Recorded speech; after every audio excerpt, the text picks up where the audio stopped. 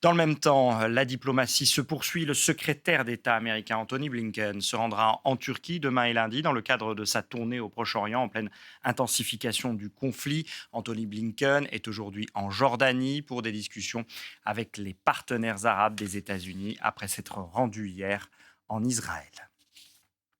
On retrouve notre invité Younes Belfella. Bonjour, enseignant-chercheur à Bonjour. l'université Paris 8, directeur de MedFocus Think Tank. Merci d'être avec nous.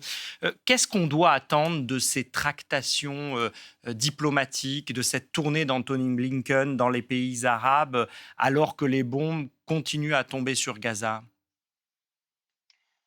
Je crois ce qui est attendu, c'est de déterminer le plafond de cette opération militaire israélienne. Parce que pour les États-Unis, d'après même la première visite de Joe Biden, qu'il a montré clairement qu'il ne faut pas tomber dans le même piège américain après la guerre en Irak. Là, maintenant, c'est un déplacement du secrétaire général des Affaires étrangères pour montrer clairement au gouvernement israélien qu'il a deux adversaires dans cette guerre. Le premier, c'est bien évidemment le Hamas, dont l'objectif pour Israël, c'était l'éradication, chose qui bien évidemment n'est pas réaliste parce qu'on sait parfaitement que les dirigeants de Hamas n'existent pas à la bande de Gaza.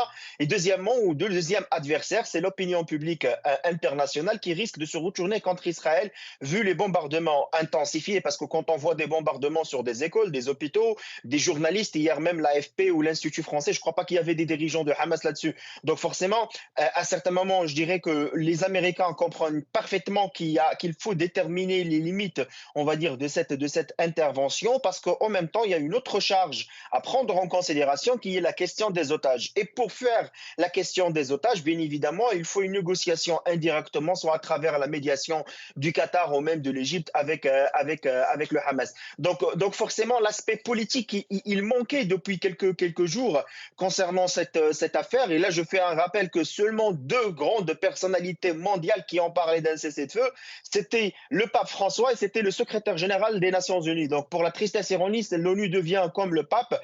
Elle n'arrive pas à déterminer ses responsabilités ou son autorité d'intervenir. Et donc forcément, c'est un grand de puissance, notamment les États-Unis, qui risquent de voir une région à risque d'embrasement, principalement par le message divulgué hier par le Hassan Nasrallah, le chef du Hezbollah, qui représente en quelque sorte la formule, le discours politique également de l'Iran, et sachant bien qu'aussi cette crise peut bien évidemment renforcer la fracture entre l'Occident et ce qu'on appelle médiatiquement le Sud global, et c'est ce qui bien évidemment fait beaucoup servir les ennemis des États-Unis, la Russie et la Chine.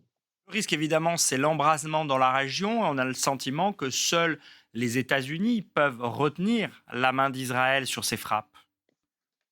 Je crois que c'est clair et c'est une carte qui est jouée également par les proxys de l'Iran dans cette région. Il faut juste voir les déclarations des responsables politiques de Hamas ou même également du Hassan Nasrallah au niveau de Hezbollah qui déterminent l'embrasement de cette crise ou le fait d'avoir une extension régionale de ce conflit par rapport au plafond déterminé de cette opération. Et donc forcément, il incombe la responsabilité d'une façon claire aux Américains parce qu'on sait parfaitement que l'influence américaine était une influence très importante dans cette région. Malheureusement, les dernières années, il y avait un désengagement, une stratégie de repli, de retrait de la part des Américains qui était mal gérée. Et je crois que pour le président Biden ou bien pour Blinken, ils arrivent à comprendre clairement qu'il faut revenir à cette région, qu'il faut déterminer les limites politiques, qu'il faut lancer une nouvelle dynamique active d'un processus politique. Parce qu'il faut rappeler qu'il y avait deux objectifs